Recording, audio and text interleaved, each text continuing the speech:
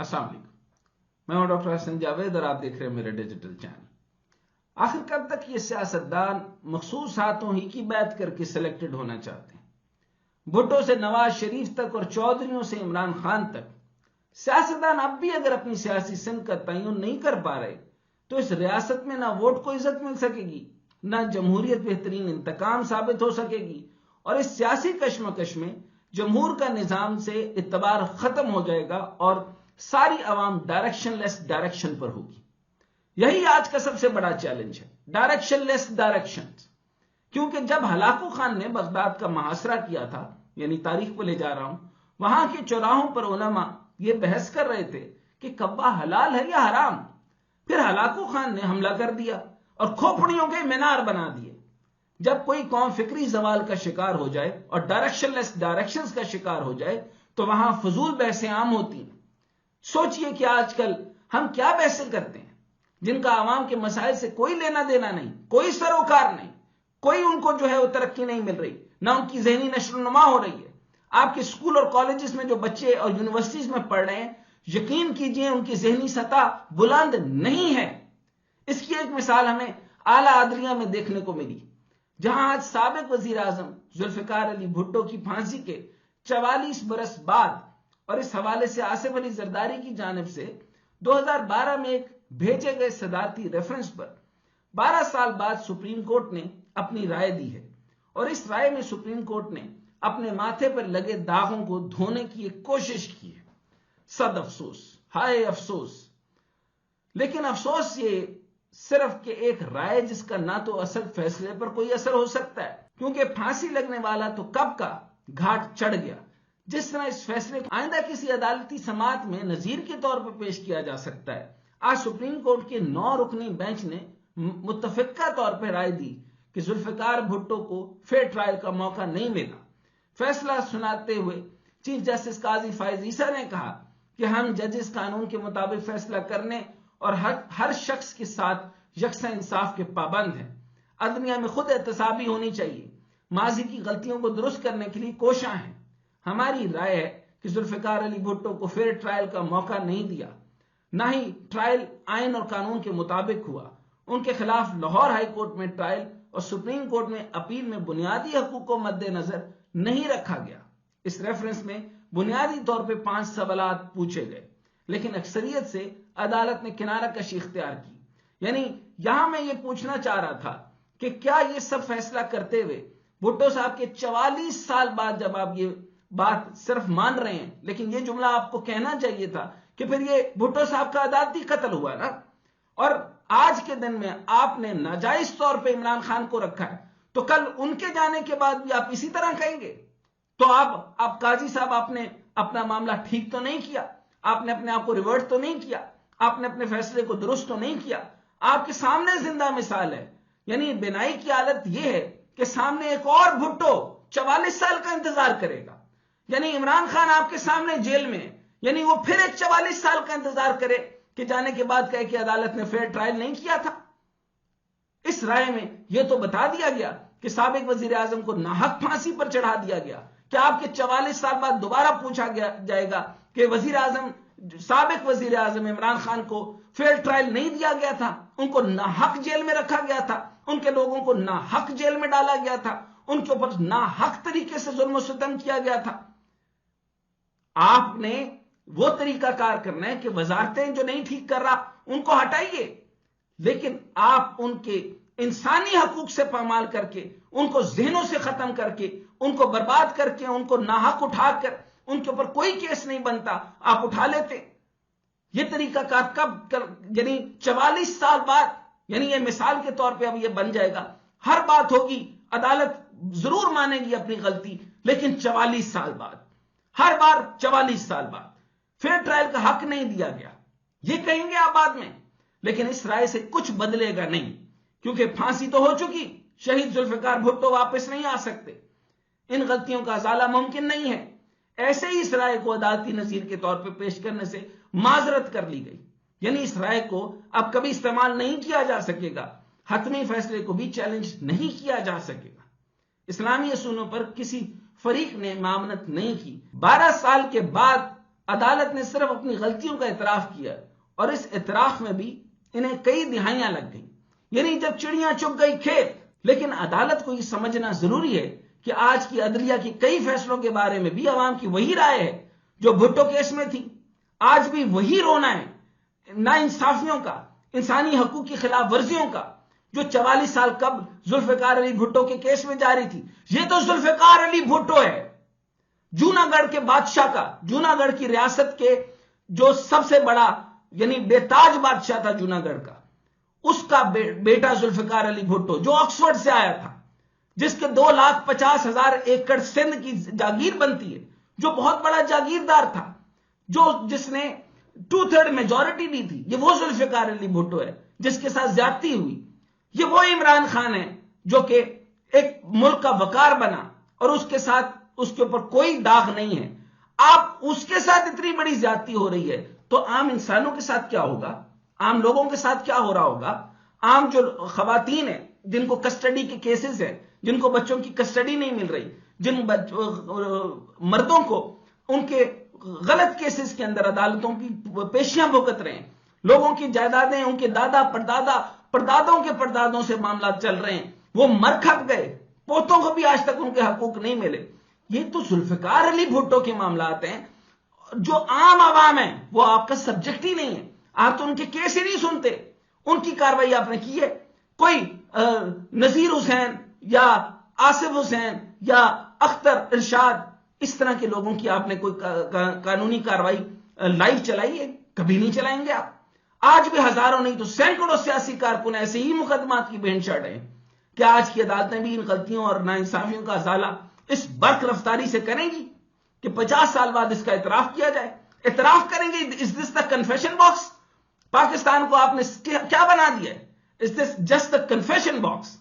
آج بھی حق کے دفاع ختم کر کے اسٹیٹ کونسل مقرر کر کے جھٹ بس سازشیں سنائی جا رہی ہیں، آج بھی بنیادی حقوق کی پامالی دھڑلے سے جاری ہے۔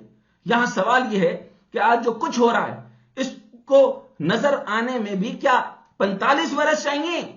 اگر ایسا ہے یعنی 44 برس ہر جگہ کہہ دو کہ جو ہوگا 44 بار صرف کنفیشن ہوگا، عمل درآمد ہو نہیں سکے گا کیونکہ وہ تو شخص جا چکا ہوگا۔ اگر ایسا ہی ہے تو پھر عوام کو یہ بھی بتا دیں کہ ہمارے عدلیہ دنیا میں سب سے آخری نمبر پہ اس لیے موجود ہے کہ وہ پسند ناپسند کی بنیاد اور دباؤ کے تحت پہلے بھی فیصلے دیتی ہے اور آج بھی یہ سلسلہ جاری ہے۔ کل ہم نے اسحاق ڈار کے بارے میں آپ کو ایک خبر دی تھی۔ اسحاق ڈار کی جگہ یعنی یہ بھی آپ لوگوں نے غلطی کی، اتنی بڑی غلطی کی اور بعد سے قوم مجھ سے معافی مانگے گے۔ اسحاق کے میلو ڈراما سے اسحاق نے معیشت برباد کر دی۔ پاکستان کے 2 کروڑ بھوکے بچوں کا جواب اسحاق ڈار دے گا۔ اس کی جگہ یہ جو میں نے آپ کو بتایا، جو خبر دی کہ اسحاق ڈار کی جگہ اورنگزیب خان کو وزیر خزانہ بنایا جا رہا ہے، وہی آپ کو یہ بھی بتا دیا تھا کہ نواز شریف نے اسحاق ڈار کو وزیر خزانہ لگانے کی بھرپور کوشش کی لیکن انہیں ہر طرف سے ناکامی ہوئی۔ یعنی اتنی گندی پرفارمنس کہ اب دوبارہ سے یعنی لاکھ گڑبڑ کر لی۔ یعنی اگر جب نواز شریف کو ہی یہاں پہ بلا لیا تھا لیکن اتنا گندے ہو چکے کہ اس کو وزیر اعظم نہیں بنایا جا سکا، ہاتھ ہو گیا۔ اب وہ کیونکہ وہ تو بالکل اس وقت آپ یوں سمجھ لیجئے کہ بے حسی اور کیا کہہ سکتے ہیں بے ضمیری کی عظیم عروج پر چلے گئے۔ نواز شریف کو یہ نہیں لگتا کہ وہ غلط ہے، اسحاق ڈار کو یہ نہیں لگتا کہ وہ غلط ہے، وہ کیونکہ بے ضمیری کے بہت اعلیٰ مقام پہ چلا گیا۔ اب آپ کو ایک خبر دیتے ہیں کہ نواز شریف اب بھی ضد پر ہے کہ اسحاق ڈار کو وزارت خزانہ نہ صحیح تو کوئی اور وزارت دے دیں، کیونکہ اندازہ ہے کہ اسحاق ڈار کا حال اس کمیٹی جیسی مائی والا ہو چکا ہے جس نے چاروں اطراف سے کمیٹیاں تو پکڑ لی اور اب بھاگنے کی تیاری میں، کیونکہ اسحاق ڈار نے پچھلی وزارت خزانہ کے بعد اور اب بھی نگران حکومتوں کے دور میں بھی اور بہت سے بزنس مین، صنعت کاروں اور پراپرٹی ڈیلر سے ساز باز کر لی تھی۔ یہ بھی بتا دوں کہ یہ جو ابھی آ رہے تھے کیونکہ ان کو کنفرم تھا کہ نواز شریف جو ہے وہ وزیر اعظم بن رہے ہیں، پوری کیبنٹ ان کی تیار ہو چکی ہے، سارا معاملہ یہ ان کے مطابق ہو چکا تھا، اب بھی انہوں نے بہت سارے لوگوں سے پیسے پکڑے ہوئے ہیں بہت سے پراپرٹی اور ہاؤسنگ سوسائٹی والوں سے پیسے پکڑے ہوئے ہیں. تو پھر یہ ساروں کا سارا فرنٹ پر کون ہے؟ فرنٹ مین نواز شریف کا یہ اسحاق ڈار ہے. اب جس کے بدلے بھاری رقم بھی حاصل کی، اس کو دلاسا دیا کہ آئندہ وزیر خزانہ بننے کے بعد ان کے سب دکھوں کا مداوع کروں گا، اور اس بھاری رشوت اور مراد کے بدلے آپ کو آئندہ اکوموڈیٹ کروں گا. لیکن قسمت کی کرنی ایسی ہوئی کہ ان تمام تر ڈیلز کی خبر اتحادیوں اور بااثر حلقوں کو بھی ہو گئی. اس کے علاوہ یہ تمام حلقے اسحاق ڈار کی معاشی پالیسیوں سے ناخوش بھی تھے. یہ خوش ہوں گے یا نہیں ہوں گے، لیکن IMF آپ سے اسحاق ڈار کو دیکھنا نہیں چاہتا، اس لیے انہوں نے اسحاق ڈار کے نام کو وزارت خزانہ کے لیے ویٹو کر دیا. اب حالات یہ ہیں کہ نواز شریف اور اسحاق ڈار مارے پھر رہے ہیں اور منت ترلے کر رہے ہیں کہ انہیں کوئی اور وزارت دے دیں، کوئی لاج رہ جائے، اور رقم بڑی پھڑی ہے تو سانو ایک بڑی جا لین دیو، یعنی 1 سال واسطے 6 مہینے واسطے نو رکھ لو، خدا دا نام نو رکھ لو، تاکہ کچھ تو بحرم رہ جائے. جو وعدے کیے ہیں ان میں سے کچھ کو تو پورا کر دیا جائے. پورا تو کیا نہیں جا سکے گا کیونکہ بہت بڑے باتیں کی ہیں. اب خبر یہ کہ اسحاق ڈار کو وزارت خزانہ کی جگہ وزارت خارجہ دینے جا رہے ہیں. یہ فیصلہ اسحاق ڈار کو وزیر خزانہ بنانے سے بھی زیادہ بھونڈا، خطرناک، اذیتناک، المناک ہونے جا رہا ہے، کیونکہ وزارت خارجہ کا قلمدان انتہائی عام ہے. ہماری تمام تر، آپ کو پتا نہیں ہے کہ یہ کیسی پھوپھی ہے، آپ کو یہ نہیں پتا کہ یہ ابھی بھی، آپ نے مبینہ آڈیو سن لی ہے، یہ سب کے ساتھ جو ہے وہ فوج کی شکایتیں لگاتا پھر رہا ہے. اب آپ اس کو خارجہ بنانے لگے تاکہ پوری دنیا کے پاس جا کر یہ آپ کی فوج کی راز کھولے. آپ کے نیشنل سیکیورٹی کا مسئلہ ہے. Isn't it the national security issue؟ آپ اس آدمی کو اگر یہ قلمدان دے کے بھیجیں گے تو آف کورس اس کے ہاتھ میں طاقت تو نہیں ہوگی، آف کورس آپ کے ہاتھ میں طاقت ہے، لیکن جب آپ اس کو دیں گے تو ساز باز تو کرے گا کہ نواز شریف کو آپ ادھر اسائلم دے لیں، مریم کو جب یہ قوم اٹھا کے باہر بھیجے گی تو پھر سعودیہ میں کہاں پہ اسائلم دینا ہے، صرف اس لیے خارجہ بننے جا رہا ہے. لیکن کیا کیا ملک کے راز یہ وہاں پر اگلے گا، آپ یہ سوچ سکتے ہیں کہ کس آدمی کو دینے جا رہے ہیں. ہماری تمام تر خارجہ پالیسی ایک منشی لیول کے بندے کے سپرد کر دینا کہاں کی عقل مندی ہوگی. پہلے ہی ایک انٹرن سیاستدان بلاول بھٹو کو وزارت خارجہ دے کر ہم نے اپنا بہت ہی نقصان کر چکے. اب اسحاق ڈار کو دے کر ہم مزید تباہی پھیریں گے. اس وقت ملک چاروں اطراف سے خارجہ مسائل کا شکار ہے. امریکہ ہم سے ناراض ہے، افغانستان سے ہماری بن نہیں پا رہی، ایران اور پاکستان کے دوران بھی حالیہ تناؤ میں سب کے سامنے ہے، اور خصوصاً انڈیا جو گھاٹ لگائے بیٹھا ہے کہ کب اسے موقع ملے کہ وہ پاکستان کو ایک اور گہرا زخم دے. اس طرح خبر ہے کہ خواجہ آصف کو وزیر دفاع بنایا جا رہا ہے. یہ کرے گا یہ دفاع کرے گا. احسن اقبال کو منصوبہ بندی، یہ میں نے بہت پہلے بتا دیا تھا کہ ساری کی ساری بے منصوبہ بندیاں اور بیڑا غرق اور ترقیاتی نجکاری، یہ سارے کے سارا بربادی احسن اقبال کی ہے. آج تک سی پیک 2013 سے آپ جا کر دیکھ لیں، اس کے بعد سے سارے سے آڈٹ کر کے دیکھ لیں، ان سے پوچھیں کہ امپورٹ اور ایکسپورٹ کا کیا تعلق ہے، امپورٹ کیوں بڑی، ایکسپورٹ کیوں نہیں بڑی، اور ایکسپورٹ کے اندر جو آپ نے لگژری آئٹمز کیوں کھولیں. ان سے پوچھیں کہ جو ہے وہ $650 ملین کی آپ چائے منگواتے ہیں تو چائے تو منگواؤ، لوکل پروڈکشن کی طرف توجہ کیوں نہیں دی؟ لوکل پروڈکشن کے بغیر تو آپ کی ایکسپورٹس بڑھ ہی نہیں سکتی. سو یہ کرے گا منصوبہ بندی.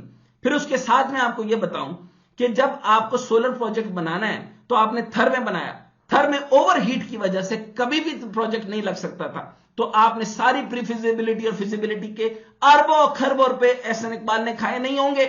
اگر نہیں کھائے ہوں گے تو آپ جا کے چیک کریں. تھر میں پروجیکٹ لگوایا، غلط، یہ اس کو جا کے ویسٹرن بلوچستان میں لگوانا تھا. کارا باغ کے اندر تو پانی کا فلو ٹھیک سے نہیں تھا، تو جا کے پھر پری فیزیبلٹی کے اوپر پیسہ کیوں کھایا؟ تو کدھر تھی اس کی منصوبہ بندی؟ تو بہرحال احسن اقبال کو میں نے آپ کو پہلے بتا دیا، آپ کو مزید برباد کرنے کے لیے احسن اقبال کو منصوبہ بندی اور ترقی اور نجکاری کی وزارتوں کا قلمدان دیا جانے کا امکان ہے. وہ الگ بات ہے کہ IMF کی طرف سے پروجیکٹ ہوں گے، جو کچھ بھی PSDP فنڈ ہوگا وہ یہ مزید کھا جائے گا. اور میں آپ کو کیا بتاؤں کہ وہاں پہ کیسے کیسے منصوبے ہیں، کسی دن آپ کو ڈیٹیل 27 ایسے منصوبے ہیں جن سے پاکستان کو کوئی فائدہ نہیں ہونے لگا، لیکن یہ کرنے جا رہا ہے. اتنی خبر دے سکتا ہوں. عطا تارڑ کو وزیر اطلاعات و نشریات ملنے کا امکان ہے، یہ کوئی خاص بات ہے نہیں. رانا ثناء اللہ کو معاون خصوصی برائے داخلہ، جبکہ شمشاد اختر کو معاملے خصوصی برائے خزانہ بنایا جا سکتا ہے۔ امیر مقام کو وزارت آبی وسائل اور مصدق ملک کو پیٹرولیم و توانائی کا قلمدان سونپے جانے کا امکان ہے، یعنی 1,00,000 بیرل کا چونا۔ اور بھائی ہمارے پاس جو ہے وہ فلٹرز ہیں نہیں، آپ کی یہ جو ہے وہ ریفائنریز ہیں نہیں، او بھائی 4 ریفائنریز آپ کی کام نہیں کر رہی، ریفائنریز ہیں نہیں، تم 1,00,000 بیرل پہلے منگوایا، اس کا تو ہمیں حساب دے دو۔ ایم کیو ایم کے مصطفیٰ کمال کو سائنس اور ٹیکنالوجی کا وزیر، جبکہ فیصل سبزواری کو پورٹس اینڈ شپنگ اور فاروق ستار کو وزارت اوورسیز دی جائے گی۔ فاروق ستار صاحب، آپ کو ریکویسٹ ہے، کیونکہ آپ اچھے آدمی ہیں، آپ مہربانی کریں یہ اوورسیز نہ لیجئے گا۔ اوورسیز صرف وہ لے جن کا آپ کو پتہ ہے نیو یارک سکیئر سے لے کر پورے یو کے سے لے کر کہاں پہ کن لوگوں کے نعرے لگ رہے ہیں۔ آپ گئے تو آپ کا حشر نہیں چھوڑیں گے وہ، تو مہربانی کریں کہ آپ یہ اوورسیز کی وزارت نہ لیں، آپ پر لوگوں کا اعتماد نہیں بن پائے گا۔ آج مریم نواز صاحبہ کو بھی 18 رکنی کابینہ نے حلف اٹھا دیا، اور اس کابینہ میں ایسے ایسے مسخرے شامل ہیں کہ کیا کہیں تو کیا کہیں، اس پر کہوں تو میں کیا کہوں۔ اس کی 2 مثالیں آپ کے سامنے رکھتے ہیں کہ مریم نے اپنی کابینہ میں مریم اورنگزیب کو سینئر وزیر بنا کر 3 وزارتیں ان کے سپرد کر دیں، اورنگزیب کو دے دیا۔ مریم اور اورنگزیب کو ترقیات، منصوبہ بندی اور جنگلات و ماحولیات کے محکمے دے دیے گئے، یعنی لوٹ لے بیٹا پنجاب برباد کر دے۔ اس کے علاوہ عظما بخاری کو اطلاعات و نشریات بنا دیا۔ ان 2 تعیناتی سے میڈم چیف منسٹر کی قابلیت کا اندازہ آپ لگا سکتے ہیں۔ آج مریم نواز نے ایک پریس کانفرنس میں رمضان پیکج کے تحت روشن تقسیم کرنے کا اعلان کیا، تو اس پریس کانفرنس کے مناظر یہ تھے کہ محترمہ کے بیک گراؤنڈ پر دائیں اور بائیں سائڈ پر 2 سبز کلر کے تھیلے تھے اور ان پر نواز شریف کی تصویر تھی۔ شریف خاندان کو اپنی تشہیر کا اس قدر شوق ہے کہ کوئی موقع ہاتھ سے نہیں جانے دیتے۔ پہلے تو آپ نے دیکھ لیا نا، جب یہ وزیر اعظم نہیں بھی بنے تھے تو پورے آدھے پیج کا جو ہے وزیر اعظم نواز شریف کا انہوں نے ایڈ لگا دیا تھا، یعنی پیسہ برباد کرنا ہے حکومت کا، جہاں مرضی لگائیں۔ ان کی عادت ہے کہ آٹا دیا تو تھیلے پہ تصویر لگا دی، پبلک واش روم بنائے تو ان کے دروازے پہ اپنی تصویر لگا دی۔ مجھے ڈر ہے کہ کل کو فیملی پلاننگ کے لیے کچھ پروجیکٹ آیا تو بعید نہیں کہ یہ پروڈکشن کی چیزوں پر بھی اپنی تصویر لگا دیں۔ حالانکہ عام انتخابات 2018 سے قبل اس وقت کے چیف جسٹس ثاقب نثار نے ایک از خود نوٹس کیس میں حکم جاری کیا تھا کہ کوئی بھی سرکاری اشتہار کسی سیاسی رہنما کی تصویر کے بغیر جاری کیا جائے گا، کیونکہ بنتا ہی نہیں ہے، یہ تو حکومت کا پیسہ ہے، آپ اپنی تشہیر نہیں کر سکتے۔ دوسرے لفظوں میں سپریم کورٹ نے سرکاری اشتہارات پر سیاسی رہنماؤں کی تصویر لگانے پر پابندی عائد کر دی تھی۔ یہ حکم ابھی تک نافذ العمل ہے۔ شریف خاندان کی ایک اور بڑی 2 نمبری کی بارے میں آپ کو آگاہ کرتا چلوں کہ نواز شریف کے دونوں صاحبزادے حسین نواز اور حسن نواز کو اسلام آباد کی احتساب عدالت نے مسلسل عدم حاضری پر 7 سال قبل ایون فیلڈ ریفرنس اور فلیگ شپ ریفرنس میں 15 نومبر 2017 کو، جبکہ العزیزیہ ریفرنس میں 9 اکتوبر 2017 کو اشتہاری قرار دیا تھا اور دائمی وارنٹ جاری کیے تھے۔ لیکن آج احتساب عدالت میں حسین نواز اور حسن نواز کی جانب سے 3 درخواستیں دائر ہوئیں، جن میں تینوں ریفرنسز میں دائمی وارنٹ معطل کرنے کی استدعا کی گئی اور 12 مارچ کو بیرون ملک سے واپسی پر نیب کو گرفتاری سے روکنے کی استدعا کی گئی۔ کوئی بعید نہیں کہ کل وارنٹس معطل ہو جائیں گے اور 3 ریفرنس میں آئندہ چند روز میں فارمیلٹی کی کارروائی کی جائے گی، پھر کیسز مستقل ختم ہو جائیں گے۔ الیکشن کے بعد ایک نئی عدالتی جنگ کا آغاز ہو چکا ہے۔ یہ جنگ مخصوص نشستوں کے حوالے سے تھی۔ الیکشن کمیشن نے تحریک انصاف کی درخواست رد کرنے کے بعد کل پی ٹی آئی کے حصے کی سیٹیں بھی تمام جماعتوں میں تقسیم کر دی۔ اس سے مجھے کہاوت یاد آ گئی کہ انا ونڈے ریوڑیاں تے مڑ اپنے وال۔ لیکن سنی اتحاد کونسل میں اس حوالے سے نہایت اضطراب پایا جا رہا ہے۔ اس نے اس فیصلے کو مختلف قانونی فورم پہ چیلنج کرنے کا اعلان کیا تھا۔ سنی اتحاد کونسل نے فوری ریلیف کے لیے اس بار بھی پشاور ہائی کورٹ کا دروازہ کھٹکھٹایا اور ایک درخواست دائر کر دی جس میں سیٹیں سنی اتحاد کونسل کو واپس کرنے کی درخواست کی گئی۔ اس کیس پر آج پشاور ہائی کورٹ نے ابتدائی سماعت کے بعد الیکشن کمیشن کی مخصوص نشستوں کی الاٹمنٹ کے فیصلے پر حکم امتناع جاری کر دیا ہے اور امید کی جا رہی ہے کہ کل حتمی فیصلہ بھی تحریک انصاف کے حق میں آئے گا۔ ہر چیز تحریک انصاف کے حق میں، جو حق میں نہیں ہے. اللہ تو حق میں ہے، عوام بھی حق میں، لیکن آپ کا اشرافیہ حق میں نہیں ہے. لیکن اس کے بعد پھر میں آپ یاد رکھیے گا، تو عدالتیں آج جو فیصلے کر رہی ہیں ان کو 44 سال بعد کہیں عمران خان سے معافی نہ مانگنی پڑ جائے.